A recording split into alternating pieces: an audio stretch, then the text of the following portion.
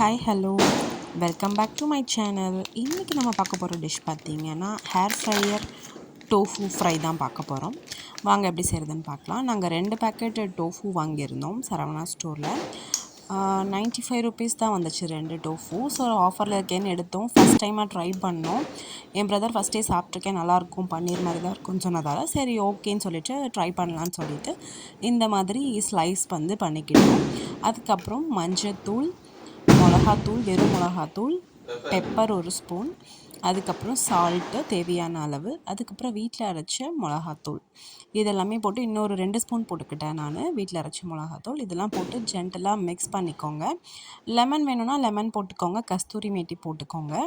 நான் இதில் எதுவுமே போடல. ஃபஸ்ட் டைம் ட்ரை பண்ணுறோமேன்றதுக்காக வெறும் மீன் மசாலா அப்படி சிம்பிளாக போடுவோமோ அந்த மாதிரி நான் மீன் மசாலா ரெடி பண்ணுற மாதிரி இப்படி ரெடி பண்ணிவிட்டு நம்ம ஸ்லைஸ் பண்ணி வச்சுருக்கேன் இந்த டோஃபூஸை வந்து நல்லா அந்த மசாலாவில் வந்து மேரினேட் பண்ணி ஒரு 10 மினிட்ஸ் வச்சுட்டேன்.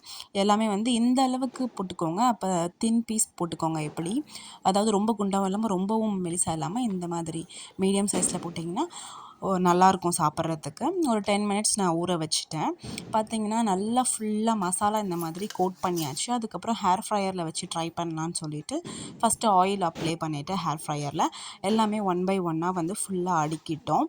அதுக்கப்புறம் வந்து மேலேயும் வந்து கொஞ்சோண்டு ஆயில் வந்து ஸ்ப்ரே பண்ணி விட்டோம். ஏன்னா கீழே அந்த ஹேர் ஃப்ரையர் வந்து ஒட்டிக்காமல் இருக்கிறதுக்காக ஃபுல்லாக நல்லா இது பண்ணிவிட்டு ஒரு 200 டிகிரிஸ் வந்து 15 மினிட்ஸ் வச்சு எடுத்தோம் நம்ம டோஃபு.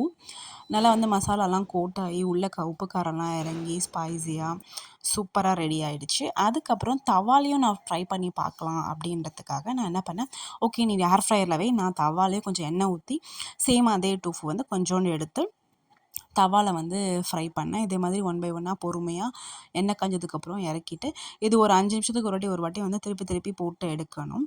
நான் ஃபுல்லாகவே வந்து எண்ணெயில் வந்து ட்ரை பண்ணி பார்க்கலான்னு சொல்லிட்டு கொஞ்சமாக எண்ணெய் ஊற்றி பண்ணேன். அது வந்து தம்பி டயட்டில் இருக்கிறதால ஹேர் ஃப்ரையரில் ட்ரை பண்ணால், ஸோ நம்ம வந்து எண்ணெயிலையும் வச்சு பார்க்கலாம் இது எப்படி இருக்குதுன்னு சொல்லிட்டு ட்ரை பண்ணேன். ஃபுல்லாகவே வந்து எண்ணெய் நல்லா காஞ்சதுக்கப்புறம் ஃபுல்லாக வந்து வச்சுட்டு இது வந்து பார்த்திங்கன்னா ஒரு 5 மினிட்ஸ்க்கு ஒரு வாட்டி அப்படியே திருப்பி போட்டு எடுத்திங்கன்னா நல்லா அந்த மசாலா கோட் ஆகிடும். எனக்கு 5 மினிட்ஸ் ஆகிடுச்சு. நான் இப்போ இந்த பக்கம் திருப்பி போட்டேன். ஓரளவுக்கு அங்கே வந்து வெந்திருந்துச்சு. ரொம்பவும் வந்து விட்டுறாதீங்க எண்ணெயில், ஒரு மாதிரி லப்பர் மாதிரி ஆகிடும். நமக்கு எப்படி பன்னீர் வந்து கொஞ்ச நேரம் கழித்து நம்ம ஒரு 5 to 10 மினிட்ஸ் வரைக்கும் அப்படியே நல்லா சாட்டே பண்ணிட்டு எடுத்துருவோமோ அதே மாதிரி தான் டோஃபுவும் பண்ணணும். நான் ரொம்ப சிம்பிளாக மசாலாஸ் போட்டு தான் பண்ணோம். இதில் நீங்கள் இஞ்சி பூண்டு நாங்கள் சாப்பிட்டதுக்கப்புறம் ஒரு வேளை இஞ்சி பூண்டு போட்டுறதா இன்னும் டேஸ்ட் நல்லாயிருக்குமே அப்படின்றதுக்காக நாங்கள் வந்து சரி நெக்ஸ்ட் டைம் பண்ணும்போது பார்த்தா இஞ்சி பூண்டு ஆட் பண்ணிக்கலாம்னு சொல்லுவோம். நீங்கள் போடும்போது ஒரு கொஞ்சோண்டு ஒரு 1/4 டீஸ்பூன் இஞ்சி பூண்டு பேஸ்ட்டும் போட்டுட்டு ஆட் பண்ணிக்கோங்க, நல்லாயிருக்கும். ஃபுல்லாகவே போட்டாச்சு. நல்லா திருப்பி போட்டுட்டேன். இன்னொரு 5 நிமிஷம் இந்த பக்கம். அதுக்கு மேலே கொஞ்சோண்டு கஸ்தூரி மேத்தியும் தூவி விட்டேன்.